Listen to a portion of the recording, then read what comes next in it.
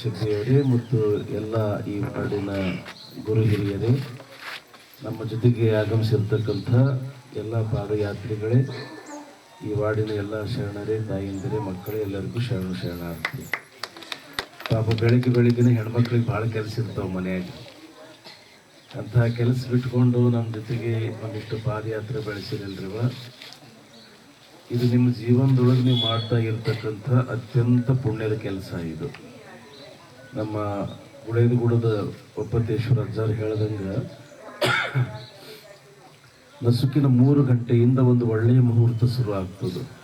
ಅದಕ್ಕೆ ಬ್ರಾಹ್ಮಿ ಮುಹೂರ್ತ ಅಂತ ಕರೀತಾರೆ. ಈ ಬ್ರಾಹ್ಮಿ ಮುಹೂರ್ತದಲ್ಲಿ ದೇವಾನುದೇವತೆಗಳು ಭೂಲೋಕ ಸಂಚಾರ ಮಾಡ್ತಿರ್ತಾರೆ.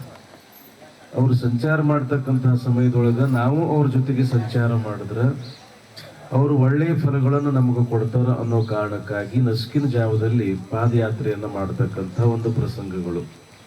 ಅದರಲ್ಲಿ ನಮ್ಮ ತಾಯಂದರು ಮತ್ತು ವಿಶೇಷವಾಗಿ ನಮ್ಮ ಬಾಬಣ್ಣವರು ಈ ವಾರ್ಡ್ ಎಲ್ಲ ಬಹುತೇಕ ರಾತ್ರಿಯಿಂದನೇ ತಯಾರು ಮಾಡ್ಯಾರಂತ ಕಾಣಿಸ್ತದೆ. ಎಷ್ಟು ಸ್ವಚ್ಛ ಇಟ್ಟಾರ, ಎಷ್ಟು ಶಿಸ್ತಿಟ್ಟಾರ, ಎಲ್ಲ ಕಸ ಹೊಡಿಸಿ, ಸಾರಣಿ ಹಾಕಿಸಿ, ಆನಂತರ ರಂಗೋಲಿ ಬಿಡಿಸಿ, ಒಂದಿಷ್ಟು ಜನ ತಾಯಂದ್ರು ಎಷ್ಟು ಆರತಿ ತಗೊಂಡು ಎಷ್ಟು ಪ್ರೀತಿಯಿಂದ ಭಕ್ತಿ ಭಾವದಿಂದ ನಮ್ಮ ತಂಗಿಯರು ಭಾಳ ಚಲೋ ನೀವೆಲ್ಲ ಸ್ವಾಗತ ಮಾಡಿದ್ರಿ.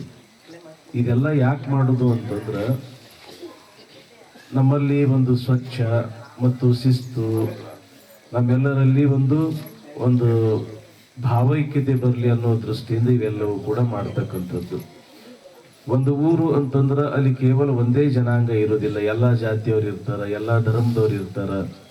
ನಾವೆಲ್ಲರೂ ಅಣ್ತಂಬ್ರಂಗೆ ಇರೋನು, ಪ್ರೀತಿಯಿಂದ ಇರೋನು, ಸಾಮರಸ್ಯದಿಂದ ಇರೋನು, ಒಂದಾಗಿ ಚೆಂದಾಗಿ ಇರೋನು ಅನ್ನೋ ದೃಷ್ಟಿಯಿಂದ ಈ ಪಾದಯಾತ್ರೆಯನ್ನ ಮಾಡಿಕೊಂಡು ಬರ್ತಕ್ಕಂಥ ಇದೊಂದು ಪದ್ಧತಿ. ಇರ್ಲಿವ ಹಿಂದ ಕಡೆ ಇಂಥ ಒಂದು ನಮ್ಮ 1ನೇ ವಾರ್ಡಿನಲ್ಲಿ ನಮ್ಮ ಬಾಬಣ್ಣವರು ಬಹಳ ಸುಂದರವಾಗಿ ವ್ಯವಸ್ಥೆ ಮಾಡಿ ಬಹಳ ಚೆನ್ನಾಗಿ ಈ ಕಾರ್ಯಕ್ರಮವನ್ನು ಯಶಸ್ವಿ ಮಾಡಿಕೊಟ್ಟಿದ್ದಾರೆ. ನಮ್ಮ ಪಾದಯಾತ್ರೆಯ ಮುಖ್ಯವಾಗಿರ್ತಕ್ಕಂಥ ಉದ್ದೇಶ ಏನು ಅಂತಂದ್ರೆ, ಇರ್ಲಪ್ಪ ಇಂಥ ಕಡೆ ಮಾತಾಡೋದು,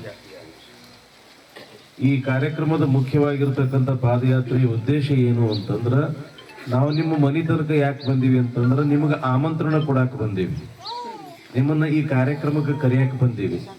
ಯಾವ ಕಾರ್ಯಕ್ರಮ ಅಂತಂದ್ರೆ ಅಮೀನ್ಗಡದ ಪ್ರಭುಸ್ವಾಮಿಗಳು ಅಂತಂದ್ರೆ ಎಲ್ಲಾ ಕಡೆಗೆ ಬಹಳ ಪ್ರಸಿದ್ಧ. ನೀವು ಊರಾಗ ಅಮೀನ್ಗಡದಾಗ ಇರ್ತಕ್ಕಂಥ ಜನ ಅಜ್ಜಾರ ಬಗ್ಗೆ ಎಷ್ಟು ತಿಳ್ಕೊಂಡಿರೋ ಇಲ್ಲೋ ನನಗೆ ಗೊತ್ತಿಲ್ಲ. ಆದ್ರೆ ಅಮೀನ್ಗಡ ಪ್ರಭುಸ್ವಾಮಿಗಳು ಅಂತಂದ್ರೆ